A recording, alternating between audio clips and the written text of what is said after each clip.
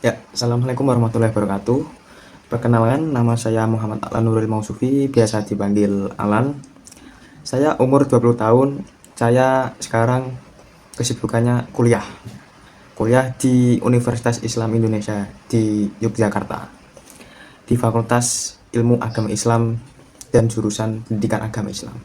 Di sini saya akan menjelaskan tentang akidah dan akhlak dalam hidup.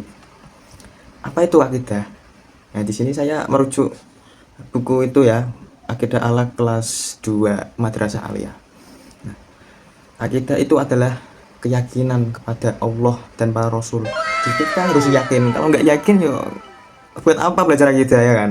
Nah, terus kalau akhlak itu kayak membentuk sikap jujur, sabar, fatonah ya, sifat-sifat yang dicontohkan kepada Nabi lah untuk kita. Nah, di sini saya merujuk buku Akidah Akhlak kelas 2 MA yang disusun oleh Haji Sihabul Milahuddin SAG MPDI yang digunakan dalam penerapan kurikulum 2013. Nah, sekarang kita lanjut di materi, di isi pembahasan.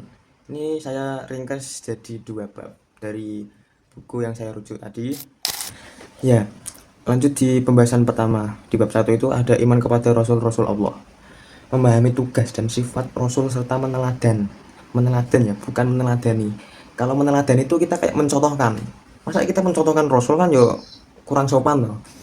Kalau kita meneladan itu kita mencontoh Rasul, sahabat, tokoh-tokoh terdahulu lah, tokoh-tokoh Islam.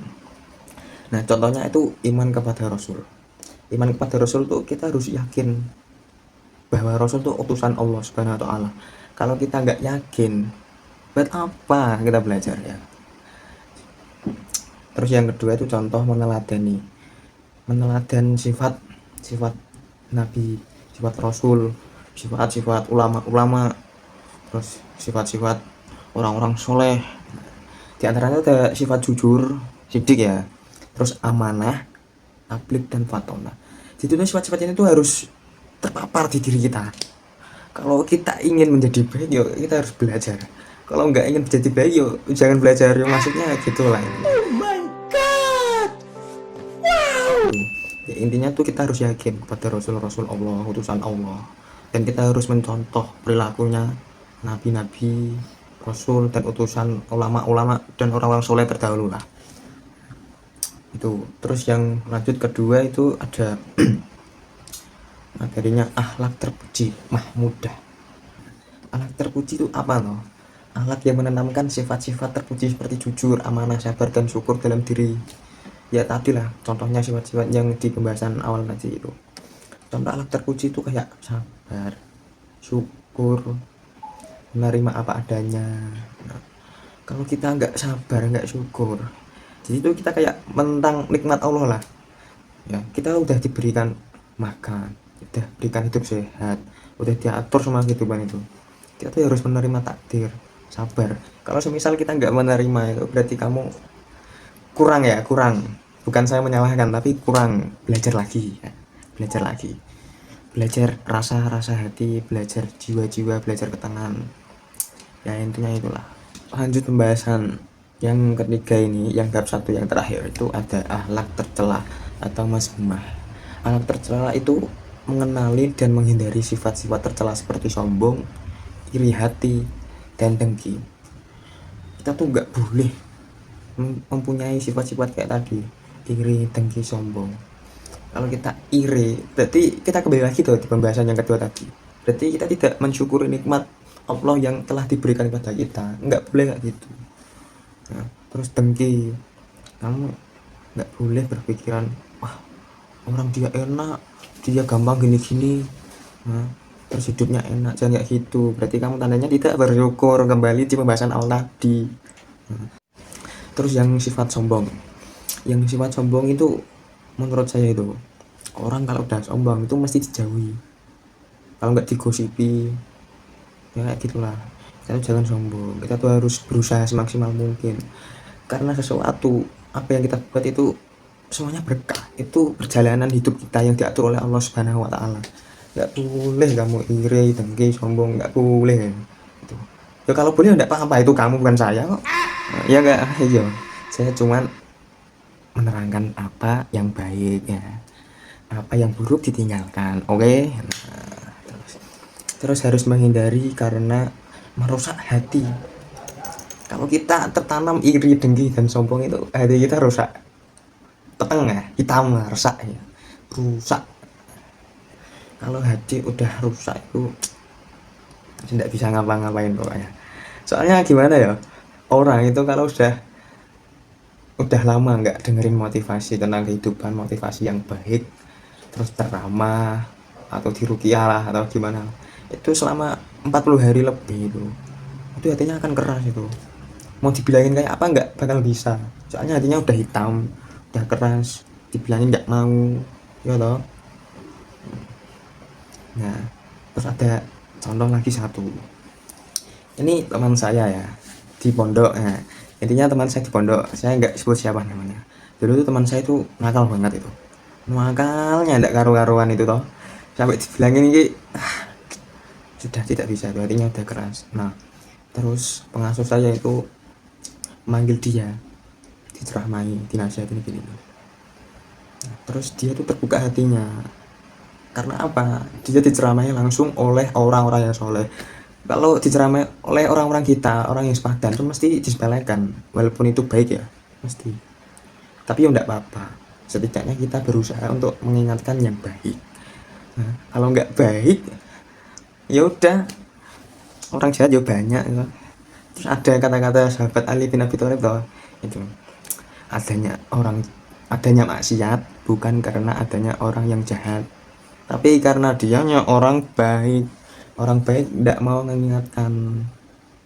Paling orang baik menilainya, oh, dia orangnya jelek, orangnya apa, sombong kayak gini-gini, nakal, terus nggak peduli, jangan gitu. Itu juga termasuk muslimin wal muslimat ya itu. Tapi beda lagi kalau sebelah ya. Ini konteksnya muslimin dan muslimat ya. Itu harus saling menasihati satu sama lain, mendoakan. Ada tiga cara kalau ingin mengingatkan orang itu. Yang pertama itu dengan fisik, atau enggak yo kayak tamparan atau gimana lah. Tapi ini nggak terlalu sering ya, janganlah, kalau bisa jangan. Ini menurut saya. Terus yang kedua itu mengingatkan dengan lisan yang baik. Kalau kita mengingatkan dengan kata-kata yang kasar, yang lantang, itu nggak bakal bisa. Nantinya atos keras, hatinya keras. Nah, yang baik, yang lembut, mesti nanti hatinya tersentuh. Soalnya apa? Kemenangan yang terbaik itu menasihati dengan lembut, bukan menasihati dengan kasar. Nggak bakal nyantol otaknya itu. Keras pokoknya hatinya. Orang-orang itu unik, jadi jangan gampang marah itu. Marah itu buat orang-orang yang lemah, tahu ya? Yang benar. Itu. Terus yang ketiga itu mendoakan. Doa, cukup kirim Al-Fatihah aja nggak apa-apa. Al-Fatihah itu surat yang paling manjur, top banget itu. Kalau kamu nggak tahu tentang khasiat-khasiat surat Al-Fatihah itu, kebangetan sih.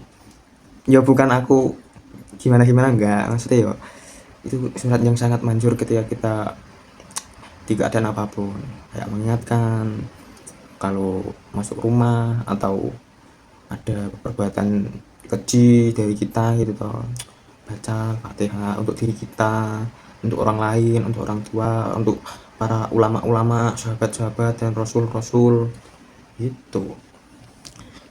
Soalnya orang kalau nggak tahu dibilangin sih gimana ya, mumet cerai, lepas kepalanya pusing. Nggak apa, bentar guys, nggak apa. Ini saya yo niatnya mengingatkan dan mengingatkan diri saya sendiri juga. Jadi kembali lagi nanti saling mengingatkan. Kalau kita nggak saling mengingatkan ya rusak, dunia ini rusak ya. Dunia itu tempat hukuman Nabi Adam, kok kamu ikut-ikut rusak, yang saya rusak. Enggak. Terus lanjut aja ini. Lanjut di bab yang kedua ini. Bab yang kedua itu ada 3 materi yang saya ingin bahas. Itu ada iman kepada hari akhir, terus akhlak dalam bermasyarakat, terus ketiga itu teladan dari kisah Nabi dan Rasul, sahabat dan ulama-ulama terdahulu. Nah, terus lanjut saja ini. Ini saya membaca buku tadi toh dari Pak Cihabul. Yang pertama itu iman kepada hari akhir.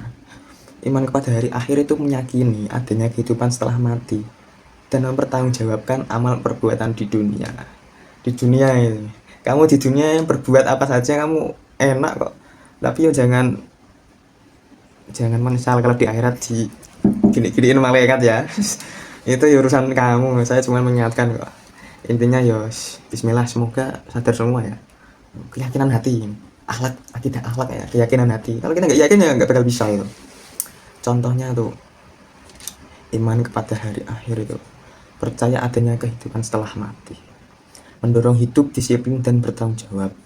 Itu percaya adanya kehidupan setelah mati, kita tuh harus percaya adanya surga, adanya neraka gitu, pada masyar gitu toh.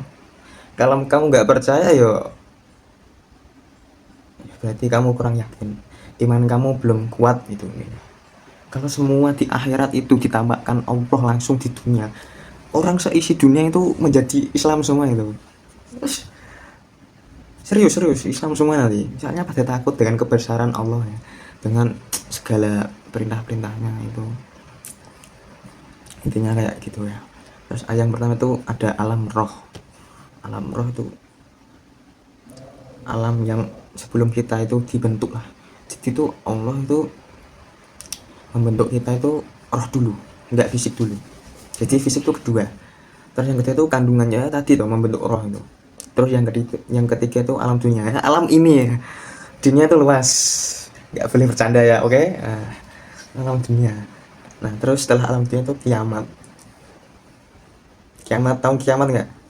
Kalau enggak tahu, lihat video di YouTube banyak. Terus yang keberapa ini tuh 2, 3, 4, 5 itu hari kebangkitan.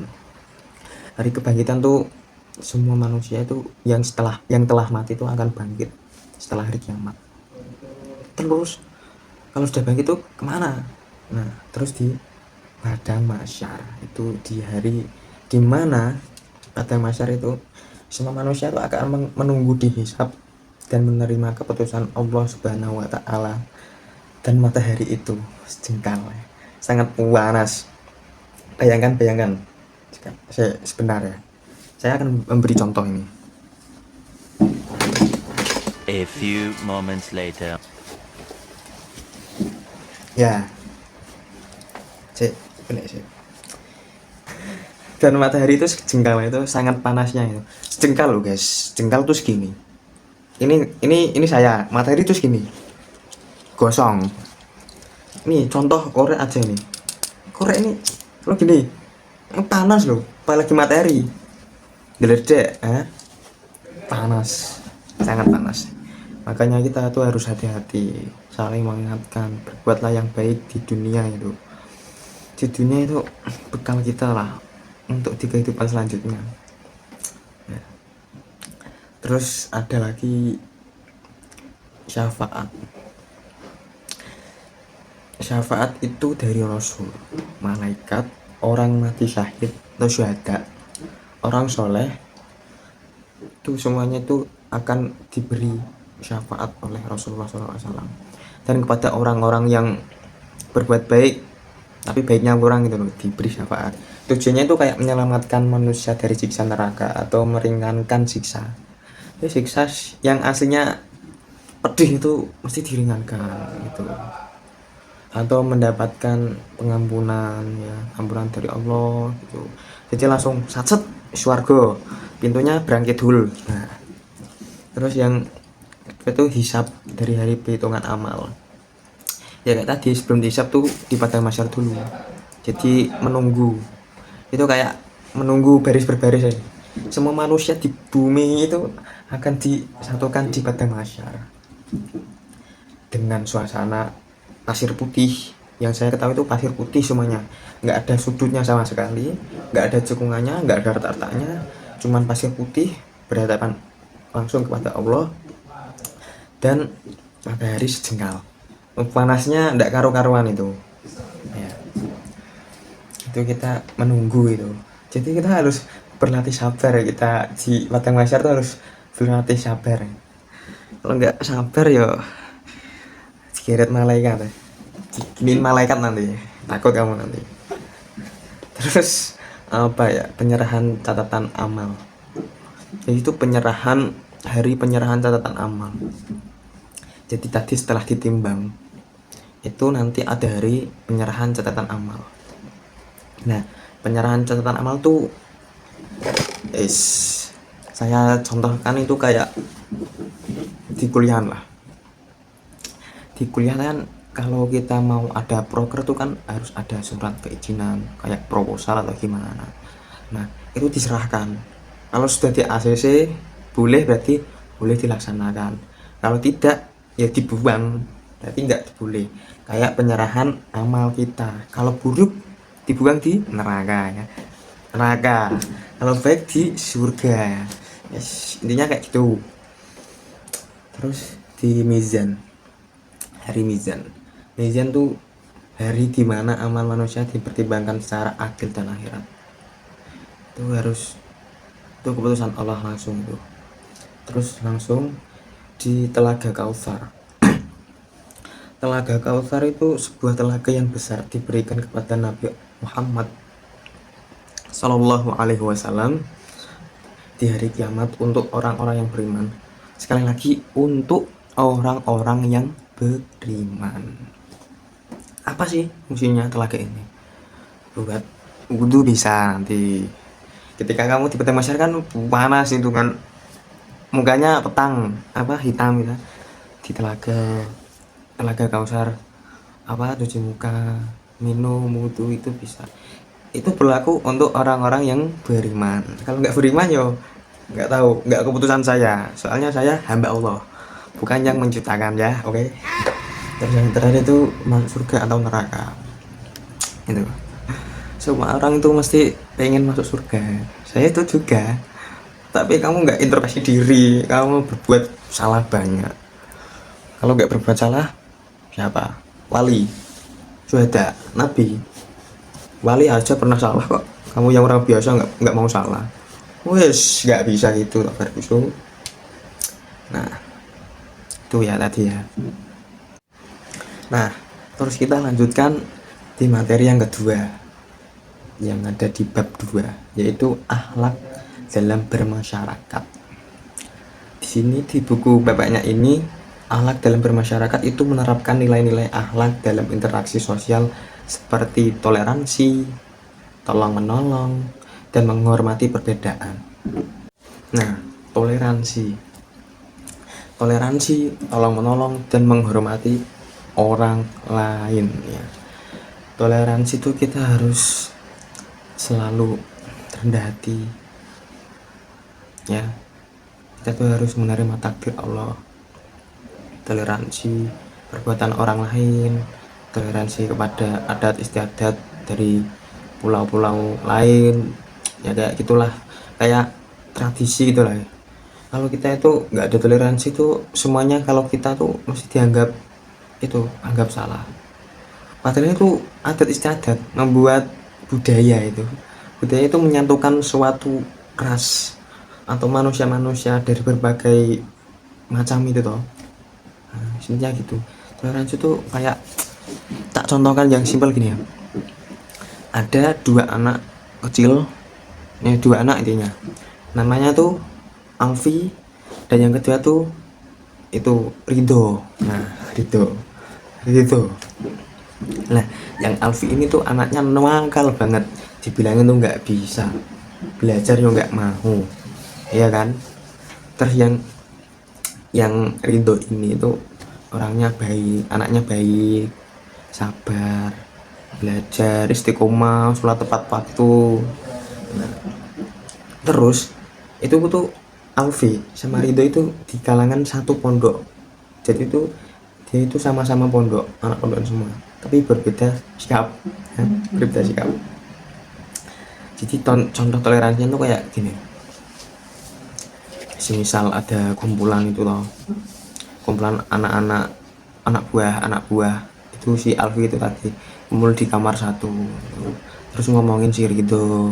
Itu tuh orangnya sok alim, sok taat gitu lah, belajar terus biar apa toh gini-gini. Itu nggak boleh, itu salah itu. Kalau mau toleransi tuh harus yang baik. Toleransi tuh kayak gini loh, mana ada satu orang nggak apa-apa, Rindo tuh emang orangnya kayak gitu, maklum, jangan dijailin. Nggak harus kayak kita yang nakal gini, nggak harus kayak kita yang malas-malasan gini, nggak harus. Nah itu contohnya toleransi kepada manusia.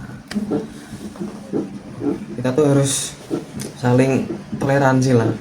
Kalau misal ada teman yang dulu tuh persahabatan dua itu nggak bakal pecah itu, tapi karena adanya orang ketiga ya, orang yang satu pacaran tuh pasti yo milih yang mana, milih teman atau yang pacar? Ya, milih yang pacar tuh yo. Zaman sekarang kok milih teman apa ya? Enggak tuh yo. Tuh, mana toleransinya? Yang dulu teman sering membuat kamu bahagia, sering membantu, tolong menolong, menghargai, tapi kamu tinggal begitu saja, ya nggak apa-apa. Mungkin dia ingin bahagia dengan orang lain, dengan wanita yang sudah dia cintai, nggak apa-apa, dia suka kok. Kalau nggak suka ya udah usah, nggak usah dipermasalahin, buat apa pusing otaknya ini, nanti jadi keras ya, jangan dipikirin ya. Buat apa ditunya pikirin, kalau nggak dipikirin ya bakal mikir kok. Ya kan, ya iya. Terus di materi yang terakhir di bab kedua itu ada teladan dari kisah Nabi dan Rasul. Di buku ini tuh teladan dari kisah Nabi dan Rasul itu mengambil pelajaran dari kisah-kisah Nabi dan Rasul untuk diterapkan dalam kehidupan kita sehari-hari. Diterapkan ya, jangan cuma dibaca, jangan cuma dibuat target, besok mau jujur, mau sabar. Kalau kamu buat target tapi kamu ya gak yakin buat apa gitu. Lucu tuh manusia, lucu banget ini. Kayak contohnya teladan Nabi dan Rasul itu salah satunya Nabi Yusuf. Nabi Yusuf itu orangnya tuh sabar dan menjaga kehormatan. Jadi Nabi Yusuf ada semua perbuatan yang baik atau buruk yang tertimpa oleh Nabi Yusuf tuh selalu sabar dan menghormati mereka. Padahal dia tuh berbuat tercela kepada Nabi Yusuf. Terus contoh yang kedua itu Nabi Ibrahim. Nabi Ibrahim itu taat kepada Allah Subhanahu wa Ta'ala. Jadi apa permasalahannya di dunia itu, Nabi Ibrahim itu selalu taat, selalu melaksanakan kewajibannya. Ya, intinya itu contoh-contoh dari teladan kisah Nabi dan Rasul. Akidah akhlaknya itu tertuju di materi yang awal tadi. Itu akidah itu keyakinan kita kepada Allah. Terus kalau akhlak itu kayak suatu sikap kita jujur, sabar, itu harus belajar itu semua biar nggak menyimpang lah otaknya. Sedikit kamu ngatain orang, itu salah, itu bid'ah, wes dunia sangat menyenangkan itu. Kalau filsafat apa mendengarkan kayak orang-orang itu tuh, filsafat tuh nggak pernah marah, cuman ekspresinya tuh kayak senyum-senyum aja, happy. Soalnya dunia itu tempatnya ya kayak gitulah intinya lah, seru pokoknya. Ya itu tadi yang bisa saya sampaikan terkait materi akidah akhlak ya. Jadi kalau saya salah itu mohon bimbingannya, mohon dibenarkan, mohon dinasihati, jangan malah dihujat atau gimana. Saya juga manusia, saya punya hati, saya punya akal ya. Kalau merasa saya salah nggak apa-apa, tolong saya dibenarkan, tolong saya diingatkan. Itu udah rasa syukur banget itu. Kalau ketika saya dinasihati, ketika salah dibenarkan, saya sangat bersyukur. Karena apa? Karena kita kalau sudah tua nanti sudah nggak ada yang mengingatkan. Walaupun 1-2 orang tuh susah, jarang ada yang ingatkan, soalnya udah tua, udah bisa mikir sendiri. Sekarang bersyukur masih diingetin orang, nah, apalagi diingetin orang tua, nurut itu. Kalau salah terus itu, wah itu kacau, itu kacau. Kalau benar terus ya tidak mungkin itu, malah jadi itu loh, nabi-nabian. Kan ada kan, al insanu mahalul khoto'i manusia nih. Al insanu utawi menungso atau manusia ku mahalul khoto'i tempatnya salah atau kesalahan, wanisyani lan supe atau lupa. Jadi tuh manusia tuh tempatnya salah dan tempatnya lupa gitu. Kalau manusia salah terus ya innalillahi, kalau lupa terus ya gak apa, itu manusia, emang itu hakikatnya manusia itu kayak gitu.